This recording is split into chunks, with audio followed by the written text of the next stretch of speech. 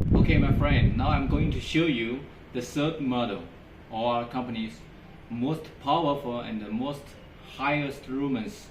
Okay, later when I light it up, you cannot see the lumens here because it cannot show. It's over 7,000 lumens, and this one also you cannot see the real power here because it's too high power, already over the capacity of this DC supply. Okay, now I'm going to show you. Let's see what will happen. Okay, let's light it up.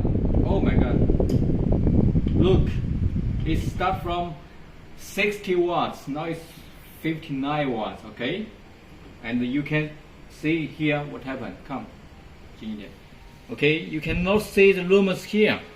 Okay, we will wait for some minutes and see. But actually, before this video, we already tested this light, and after 5 minutes or 10 minutes, it's the same. You cannot see the lumens, real lumens here, because it's over 7,000 lumens over the capacity of this tester. Okay, this is a very professional tester from Taiwan. Okay, if you need, I'm going to send you the samples. Okay, free samples for my clients. Thank you so much for your watching.